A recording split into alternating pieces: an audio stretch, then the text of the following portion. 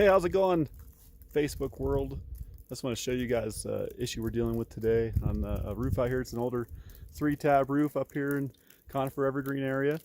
One of the things we're experiencing right here is what we call ice damming. If everybody can see this super well. Get a good shot of it. Goes along behind me here as well. This is a pretty major ice dam.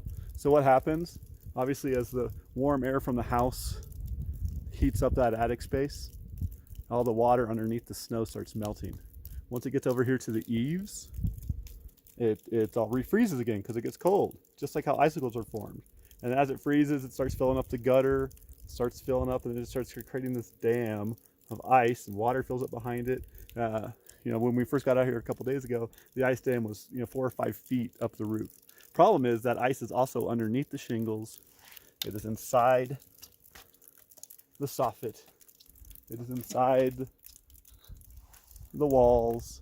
It's inside the house. So when it starts hitting that warm air again, inside the house, it starts melting inside the walls, behind the siding, inside the drywall, in the basement, all over the place.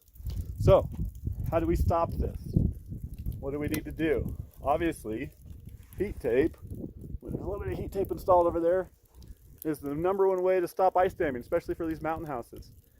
Unfortunately, the heat tape on this house is not turned on. So it's not doing any good if it's not turned on. Obviously, great ventilation and great attic insulation are the 2 other ways you can stop this. What most people don't realize is ice damming is a weather event. It takes the right weather conditions to really cause this and have this be an issue. I don't know. It doesn't happen every year. This house has been up here. It's probably a 20-year-old roof. They've only experienced it a few times.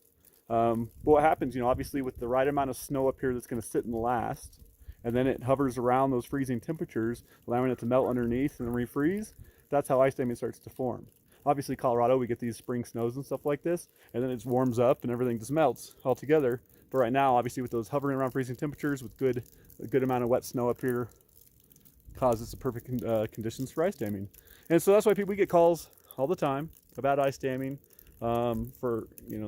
Just not a lot we can do about it in the moment. If this kind of stuff happens, you want to get a steam company to come out here, they'll steam it. And you want to get heat tape installed as soon as possible. So if you guys have ice dam issues, give us a call. We're happy to help you guys work through this.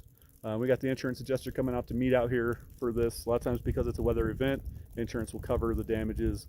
We might even get a new roof out of this, so we can put ice and water shield underneath to prevent this stuff from happening in the future. So give Valor a call.